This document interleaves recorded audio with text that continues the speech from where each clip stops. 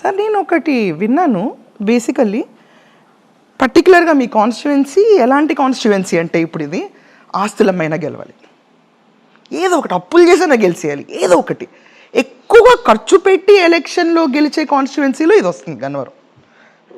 అంటే ఇది గన్నవరం కాన్స్టిట్యువెన్సీ ఒక ప్యాషన్ అన్న వర్డ్ అంటాం కంటే ఒక వ్యసనంలాగా అయిపోతుంది ఒక పొలిటీషియన్కి. నేను ఈ ప్లేస్ని వదలను, ఇది నా అడ్డా.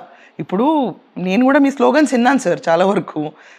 కొంతమంది అంటున్నారు అది గన్నవరం యార్లగడ్డ గారు దాంట్లో ఎమ్మెల్యే కాదు, దిస్ ఇస్ యార్లగడ్డస్ గన్నవరం, ఆ పేరు వచ్చింది మీకు. కొంతమంది వ్యతిరేకిస్తున్నారు దాన్ని. అది ఆబ్వియస్, రెండు ఉంటాయి, ఎవరి వల్ల కాదు సార్, కానీ ఆ పేరు అయితే తెచ్చుకోగలిగారు కదా. All that I'm asking is, ఇప్పుడు ఇంత ఖర్చు పెట్టి ఇంత డిబేటబుల్ పొజిషన్లో వైసీపీ నుంచి వచ్చి వైసీపీలో ఉన్నప్పుడు కూడా మార్జిన్ ఓట్స్తో 270 ఓట్స్ ఓడిపోయారు. అది ఒక చాలా నెగ్లిజిబుల్ ఓట్స్, 0.1%. ఇప్పుడు 16% 18% ఆధిక్యంతో గెలిచారు మొన్న. So as an individual capacity తెచ్చుకున్నారు, నాన్ లోకల్ అయ్యి ఉండి. నేను ఇంకా నాన్ లోకల్ గన్నవరం ఎవరు అనుకోవట్లేదు.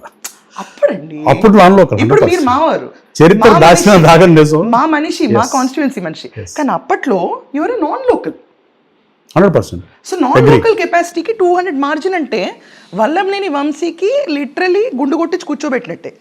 రెండో ఎలక్షన్కి వంశీ నామినేషన్ వేయటానికి కూడా అలిసిపోయి ఒక వాటర్ డబ్బా చేసుకుని కూర్చే పరిస్థితి తీసుకొచ్చారు. అని చూసాం మేమందరం, తప్పదు మాకు, ఓడిచ్చేశారు.